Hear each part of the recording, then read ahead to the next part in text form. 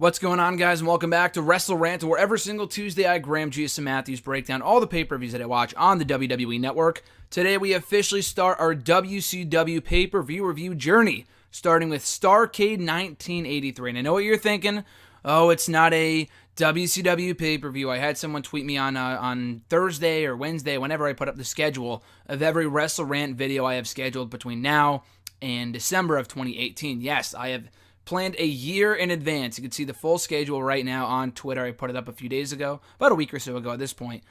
But yeah, I put WCW next to the title, and I will do so for the video as well, because that's what it's listed as on the WWE Network under the WCW pay-per-view. So I am well aware it's an NWA pay-per-view. Obviously, it would merge with WCW a few years later, but it is NWA. I'm well aware. Don't get me wrong, but I will title it as WCW in the reviews because that's what it says on the WWE Network. Anyway, so this took place from the Greensboro Coliseum in North Carolina back in 1983, so 34 years ago, which is crazy.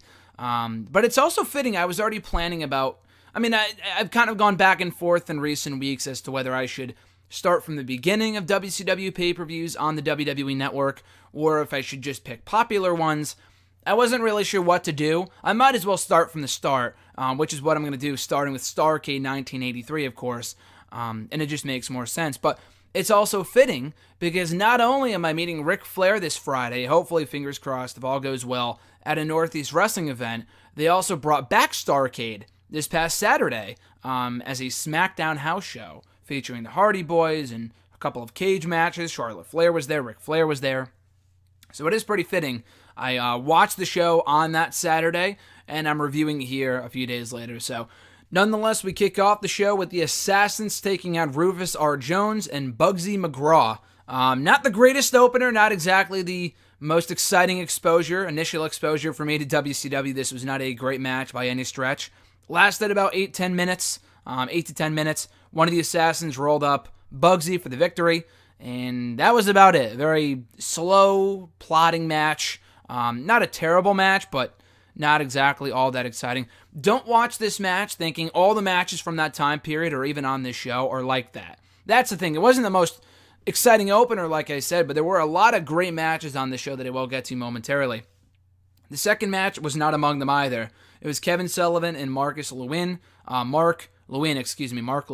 defeating Scott McGhee and Johnny Weaver in a tag team match. Lewin pinned Mark Weaver after attacking the arm throughout the belt. So kind of an anticlimactic finish. At least they told a story by targeting Weaver's arm. At least they told a solid story in that respect. Very formulaic tag team match otherwise. Again, kind of a dull match. Overall, a lot like the opener. Afterwards, Lewin stabbed McGhee in the face until Angelo Mosca made the save, and I think he was attacked as well. He cut an interview later on in the show saying that he will indeed still be refereeing the tag title match, the NWA World Tag Team Championship match with Steamboat and Youngblood and the Briscoe brothers that I will get to later on in the review.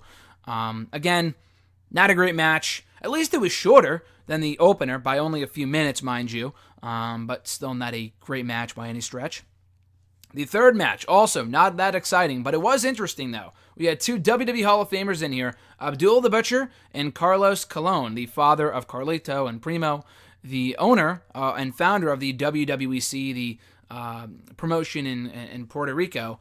So speaking of Puerto Rico, I guess this match was banned in Puerto Rico in kayfabe, hence why it was held in the States on this show. Abdullah the Butcher still went over, still defeated Cologne in relatively quick fashion. It wasn't a no DQ match or anything, but it felt like a brawl. It felt like kind of a street fight-like match with Butcher's style. But yeah, so Butcher scored the victory after Hugo Senovich, I could never pronounce his last name, interfered and attacked Cologne to lead Butcher to scoring the victory. Hugo, I'll just call him Hugo, not his last name, was actually the Hispanic commentator for the WWE for a very long time, doing the Spanish commentary before he was replaced only not too long ago, I don't think, the bigger guy. And if you watch all the WWE pay-per-views, all the old WWE pay-per-views on the network, you'll know exactly who I'm talking about. But yeah, that guy interfered and cost Carlos Cologne the victory. So again, not that exciting of a match, very slow, but for this match anyway, I expected that. It's with Abdul the Butcher of all fucking people, and I know that's his style. It's very what's the word that I'm looking for? Methodical. And I kind of get that, and I did like the idea that, it was banned in Puerto Rico, and that's why we're having it on this show. That was kind of cool, but beyond that, at least it was kept short and somewhat sweet, with Butcher going over. After that, we get to our really first great match of the night, with Bob Orton Jr. and Dick Slater knocking off Wahoo McDaniel and Mark Youngblood in a tag team match. Great match here. The crowd was very much into this. Orton and Youngblood, or rather, Orton beat Youngblood in the match with the superplex for the victory at about 13, 14 minutes. So I thought it was a good final few minutes, but the overall match was very, very good on the whole. Good formula with the tag team stuff as well. I mean, a lot like the other match where it was a bit formulaic, but it was well done. The crowd was into it. It was a very hot match. And Slater and Orton worked very well together as well. Obviously, Bob Orton being Cowboy Bob Orton, the father of Randy Orton. And no, Dick Slater is not the father of Heath Slater, whether it be in real life or even in kayfabe. So don't even start to think that. But no, I thought it was a great match. Both teams worked very well together. Again, like I said, Orton and Slater specifically had just a really, really good chemistry throughout this bout, and I thought they had just a great match on the whole, like I said, with Orton and Slater scoring the victory. So after that, we had Charlie Brown defeating the great Kabuki to win the NWA World Television Championship in a mask versus title match. So Charlie Brown from out of town, as they called him, the official name was Charlie Brown, is otherwise known as Jimmy Valiant, a legend from that time period. So he had the mask on as Charlie Brown from out of town. If he lost, he'd have to unmask and reveal himself to be Jimmy Valiant, which everyone kind of already knew anyway. And the great Kabuki lost, he would have to lose the NWA Television Championship. So he lost here. The match was about 10 minutes. The storyline was that if they went past 15 minutes, the time limit, it would be a draw, and neither person would have to give up their mask or title. So, but because it did go 10 minutes, the commentators, and including Gordon Soley, the backstage interviewers, were a bit confused about that apparently. But no, Charlie Brown did indeed win, and he won the NWA Television Championship. Not a great match by any stretch. But the crowd was into it. I mean, again, from an in-ring standpoint, it was not a great match really at all. But Jimmy Valiant, Charlie Brown from out of town, whatever the hell you want to call him, got the crowd into it. He was very much over with the audience, so they were behind him as he was fighting from underneath. But beyond that, not a great match. But we did get our first real memorable moment of the night with the title change. After that, in a, what do they call this exactly? A dog collar match. Almost had a chain match, but it's had many names in WWE, but they called it a dog collar match. It's with Roddy Piper and Greg Valentine, two future WWE Hall of Famers and two legends in the business. Great match here. This was fucking awesome. And you talk about the 1980s, or at least the early 1980s, and think, oh, it's a very boring style. It doesn't appeal to me. Well, this was as brutal and as a bloody of a bout as they come. These guys beat the shit out of each other with the chain here. And I was kind of scared early on that it would be slow-paced because they were kind of fighting for control over the chain. And the chain matches can be limiting because you're attached to your opponent, essentially. So it kind of limits in terms of what you could do in the match. But they didn't really run into that issue here whatsoever. I thought it was a great match. Kind of a slightly flat finish. Piper only really whipped Valentine once with the chain for the victory around 16 minutes.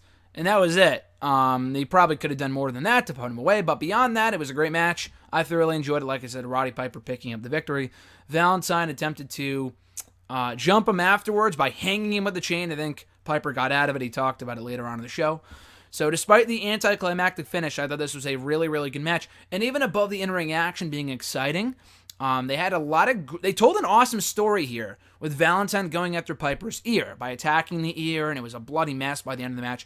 And he must have legitimately fucked up his ear, because after doing further research on this show, I found out Piper apparently suffered permanent ear damage from this match with the chain, which is fucking crazy. But I like that aspect of the match a lot as well. So I thought the story was great, the in-ring action was great, a great match all around. After that, for the NWA World Tag Team titles, it was Ricky Steamboat and Jay Youngblood taking on the Briscoe brothers for the belts. Again, another really, really fun match. You can expect nothing less from the Briscoes and Ricky Steamboat. I don't know too much about Jay Youngblood.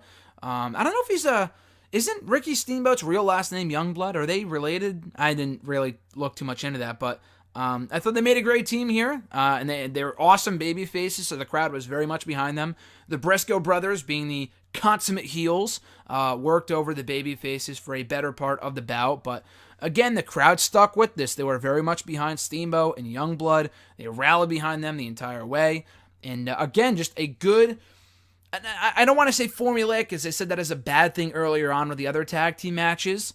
But again, just with the hot tag, when Steamboat came in there, the crowd was on fucking fire. And when they scored the victory, the crowd just went nuts. And Mosca, like I said, despite coming out earlier to make the save for, I think it was Lewin or McGee rather, he was still able to operate as the special guest referee in this matchup. So another really, really good matchup. And the Briscoes were just awesome in their role, and Steamboat and Youngblood were awesome in their role as well as babyfaces. And then we get to the very well remembered, the iconic main event, the steel cage match for the NWA World Heavyweight Championship. Harley Race taking on Ric Flair. Ric Flair, obviously a babyface on this show. The Flair for the gold. It's a very well-known moment with Flair winning the title here in his native North Carolina. But it was a great match, and obviously, and it's well remembered for the right reasons and being a very, very good match. A lot of great back and forth psychology here. Yeah, Gene Kaninsky as the special guest referee. Flair with, I think, a crossbody off the top rope, and I think, or he caught Harley Race, or one of the two things, and he led that into a roll-up, got the victory at around, 10, 15 minutes. Let me look up the exact time here just to make sure I'm not giving you inaccurate information. So yeah, around 24 minutes actually. It didn't feel that long, so reading that it kind of surprises me because it felt like it went by a lot quicker than that. But they gave this match like the last hour of the show. On the network, this show is around like 3 hours long, but a lot of that last hour is like the entrances and giving it the big fight feel, the post-match stuff with Flair's promo, which was amazing, kind of not congratulating, but thanking the crowd for being there for the moment and whatnot, and thanking the NWA for the opportunity. Then he goes backstage and cuts another promo with the babyfaces celebrating the victory by pouring beer all over him, which was great visual. So yeah, this was just awesome all the way around. Really not much more I can say about it beyond that. And a lot like Roddy Piper and Greg Valentine in their dog collar match, just a bloody brawl. It felt, like I said, it had that big fight feel. It felt like the culmination of a long-running rivalry, and the moment with Flair winning the championship will be forever remembered. And the crowd went nuts. It was just a fantastic way to cap off the night, and a really cool ending to my first WCW pay-per-view in the long line of pay-per-view reviews I'll be doing here on WrestleRant going forward. But yeah, overall, a very good show.